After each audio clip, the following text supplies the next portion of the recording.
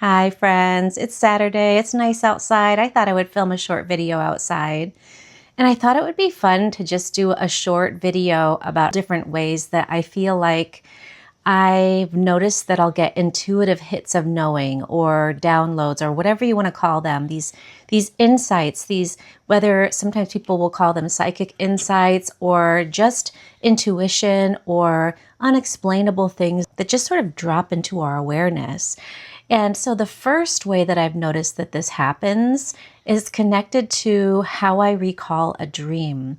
Have you ever been lying in bed right after waking up in the morning and knowing that you just had some interesting or amazing dream, but not really remembering exactly what it was about?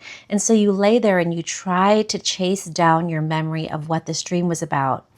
And if you've done this, which I'm sure we all have, you might notice that the more you chase it, the more it runs away from you. It's like it slips like sand between your fingers. It's very hard to hold on to when you go chasing it. But if you've ever played around with this and tried other ways of recalling your dreams, like if you've been trying to keep a dream journal or anything like that, what you might have found is if you soften your mind and you don't try to chase the memory down, but you pin your awareness on one thing you recall, even if it's just a feeling that you recall from the dream. It might not even be a specific detail other than a sensation you remember having in the dream, or whatever type of memory made you aware that you even had a dream at all. You pin your awareness on that and you let yourself rest there without really looking directly at it, but instead just bringing your awareness in the environment around it and then softening into that space. So in other words, you have your focus on the one thing that you recall or the one detail that's sort of like your drishti, your gaze is centered on that one spot. And once you've landed there, you just rest there. You don't even necessarily acknowledge that it's there, but you rest around it, you rest next to it. And what I found is that when I'm trying to recall a dream, slowly the layers of the dream reveal themselves to me, bit by bit. And even if I recall one more detail and I add that to what I've pinned down, then more details start to come. Maybe you've experienced this as well when it comes to dreams. If you've ever kept a dream journal and you've gotten in the habit of writing down your dreams and then later go back and read them from the perspective of your awake self, you can start to have some pretty incredible aha moments like, wow, that was really important information for me, or that was really useful. I didn't even realize it at the time I dreamt it. So keeping a dream journal is a great way to get these hits of knowing, these hits of intuition, awareness about our lives. But the other way that I was going to talk about has to do with a similar practice to dream recall. So when I'm trying to get some kind of like intuitive hit or download of information about a specific topic, in my fully awake state, I will do something very similar. I will take what I know about the topic and I'll pin my awareness on it, and then I'll soften my whole being around it. I won't look directly at it. I'll just hold it sort of suspended in midair in my awareness, and then I'll breathe and soften around it. And what I'll find is these elements of knowing will drop in around what it is I had my awareness pinned on. It might feel as though they're my thoughts around the topic, and they could be.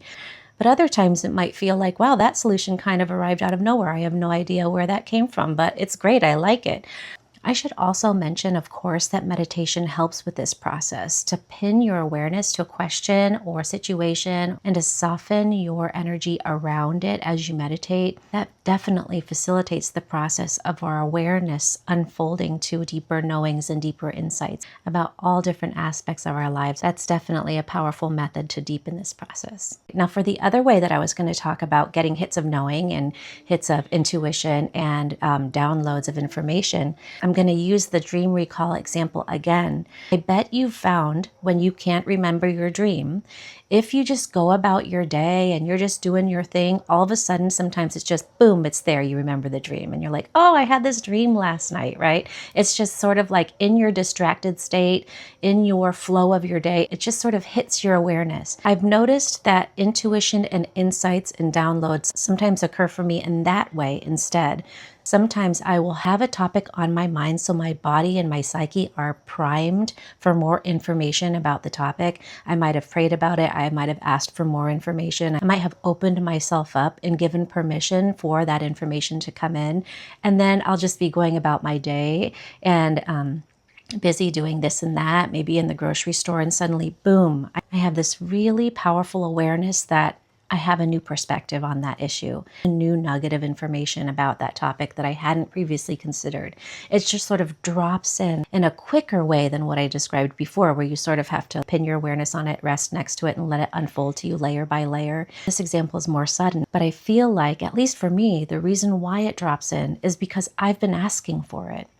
And I think that asking for it and then being patient and waiting for the right time for that information to drop in is a really powerful way to get information that you want to get about something going on in your life, about something that you need to have more information about. So however you want to look at these, whether you frame them as like information given to you by your ancestors or your guides or by God, or whether it's your own intuitive self, there's something about it that is incredible. It really does help me to find solutions, to get different angles of awareness or perception around a topic, and deepen and make more full my awareness around that topic and all of the elements and nuance that pertain to it. These are the methods that tend to work for me. And what's so interesting is I bet they work for you too, and you don't even necessarily realize that you're doing it.